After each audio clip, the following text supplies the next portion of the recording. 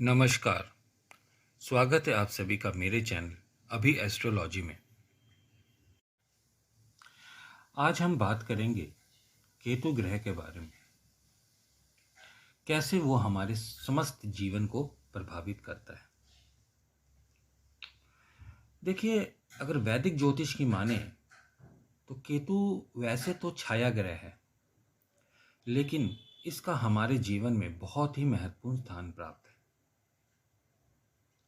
यह एक अशुभ ग्रह की श्रेणी में आता है। हालांकि केतु द्वारा व्यक्ति को हमेशा ही बुरे फल मिले ऐसा भी नहीं है। कुछ लोगों को केतु अच्छे फल भी प्रदान करता है। ये सब आपकी कुंडली के योग के बारे में, कुंडली केतु की पोजीशन के बारे में, उसके अकॉर्डिंग तय किया जाता है कि केतु आपको अच्छे परिणाम देगा या बुरे। इसलिए केतु ग्रह के द्वारा व्यक्ति को शुभ फल भी प्राप्त होते हैं, हमें यह नहीं भूलना चाहिए। यह आमतौर पर अध्यात्म, वैराग्य, मोक्ष, तांत्रिक विद्या आदि का कारक ग्रह माना गया है। जब यह प्रभावी होगा तो अच्छे कंडीशन में आपको अध्यात्म, वैराग्य की तरफ ले जाएगा, मोक्ष के रास्ते पे चलाएगा। खराब होगा तो आपको तांत्रिक विद्या इत्यादि की तरफ मोड़ के ले जाएगा। ज्योतिष में केतु को किसी भी राशि का स्वामित्व प्राप्त नहीं है, लेकिन धनु राशि केतु की उच्च है और मिथुन राशि नीच। 27 नक्षत्रों में केतु को अश्विनी, मघा और मूल नक्षत्रों का स्वामी माना जाता है। आकाश मंडल की बात करें तो केतु का प्रभाव वायव्य कोण में माना गया है। राहु और केतु ग्रहों के कारण ही सूर्य और चंद्र ग्रहण लगता है। तो ये किसी भी व्यक्ति की कुंडली में जो 12 भाव होते हैं उसके संपूर्ण जीवन को दर्शाते हैं, और जब उन पर ग्रहों का प्रभाव पड़ता है तो व्यक्ति के जीवन में उसका असर भी दिखाई देता है। इसी प्रकार राहु केतु भी जब अपना प्रभाव दिखाते हैं तो व्यक्ति के जीवन में उसका असर स्पष्ट रूप से देखने को मिलता है। जैसा कि मैंने पहले बताया कि केतु ग्रह की कोई निश्चित राशि नहीं है, इसलिए केतु जिस राशि में बैठता है वह उसी के अनुरूप फल देता है। अब वो राशि आपकी कुंडली की कारक राशि है या अकारक, केतु के रिजल्ट इस पर भी डिपेंड करते हैं। केतु का प्रथम भाव अथवा लगन में फल को वहां स्थित राशि प्रभावित करती है।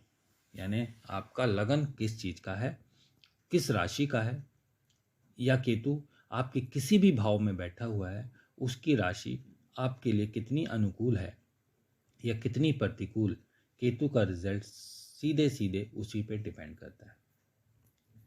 अब लगन में अगर केतु हो तो उसके प्रभाव से जातक अकेले रहना पसंद करता है। उसके कोई मित्र नहीं बन पाते, क्योंकि वो अंदर से ही या तो बनाना नहीं चाहता या वो थोड़े शर्मीले किस्म का होता है। लेकिन लगन भाव में यदि वृश्चिक राशि हो जाए, यानी चंद्रमा आपके वृश्चिक राशि में बैठकर लगन में हो, तो जातक को इसके सकारात्मक परिणाम देखने को मिलते हैं। हालांकि जो वृश्चिक राशि है वो चंद्रमा की नीच राशि है, लेकिन लगन भाव में वृश्चिक राशि हो और केतु वहां साथ में हो तो जातक को इसके सकारात्मक परिणाम देखने को मिलते हैं। यदि किसी जातक की कुंडली में केतु तीसरे भाव का, पांचवें भाव का, छठे, नवें या 12वें भाव में विराजमान हो तो व्यक्ति को इसके बहुत हद तक अच्छे परिणाम मिलते हैं। कौन कौन से भाव हो गया? तीसरा यानी पराक्रम का भाव, पांचवा यानी संतान भाव, छठा भाव रोग ऋण रिपु ऋण शत्रु का, नवम भाव भाग्य और द्वादश भाव व्यय भाव। अगर इनमें आपके केतु स्थित है, अच्छी राशि में बैठकर, तो ये आपको अति उत्तम फल देने वाला होता है अपनी दशा अंतर्दशा में। यदि केतु गुरु ग्रह के साथ युति बनाता है, कहीं भी कुंडली में आपके गुरु ग्रह के साथ बैठा हो, तो इसके प्रभाव से राजयोग का निर्माण भी होता है, यानी केतु अच्छे फल देने के लिए बाध्य हो जाता है। हालांकि यहाँ मैं एक बात क्लियर करूँगा कि जो केतु के कारकत्व हैं उसमें कमी देखने को नहीं मिलेगी, जैसे अकेलापन होना, वैराग्य की, अध्यात्म की तरफ जाना, ये सब चीज़ें हो सकती हैं। तो इस चीज़ को आप जरूर ध्यान रखें। यदि व्यक्ति की कुंडली में केतु बली हो तो ये आपके पैरों को मजबूत बनाता है। ऐसे व्यक्ति धावक हो सकते हैं, ओलंपिक तक जा सकते हैं। व्यक्ति को पैरों से संबंधित कोई रोग नहीं होने देता। वहीं केतु निर्बल हो तो पैरों की समस्या जरूर आती है, जोड़ों के दर्द आपको देखने को मिल सकते हैं। शुभ मंगल के साथ केतु की यति व्यक्ति को साहस प्रदान करती है, वो निडर बनता है, किसी भी काम को करने से पीछे नहीं हटता। वहीं केतु अगर पीड़ित हो तो व्यक्ति को कई प्रकार की समस्याओं का सामना करना पड़ सकता है।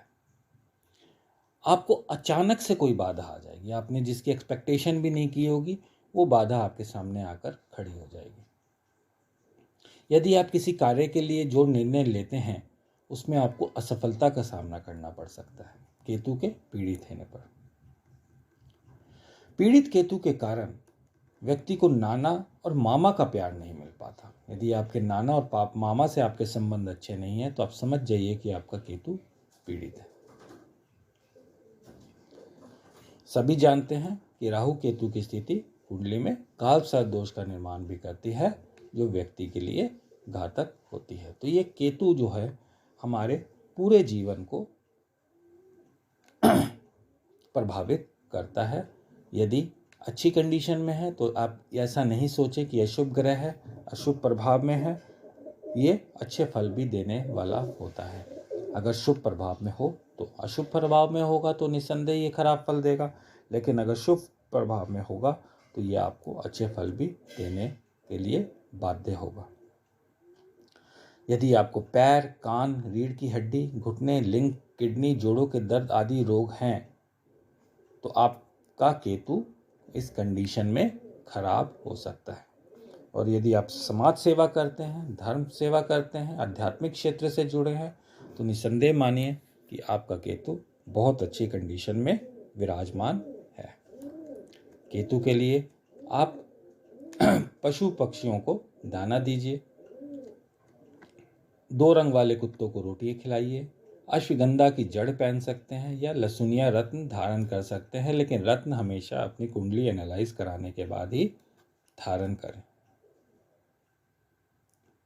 तो केतु महाराज आपके जीवन में खुशियां भी लाते हैं, दुख भी लाते हैं, तो ये सब आपकी कुंडली पर डिपेंड करता है। लेकिन ये बात सही है कि ये आपके समस्त जीवन को प्रभावित करने की क्षमता रखता है। तो आज के लिए इतना ही। आशा करता हूँ आज का टॉपिक पसंद आया होगा। धन्यवाद।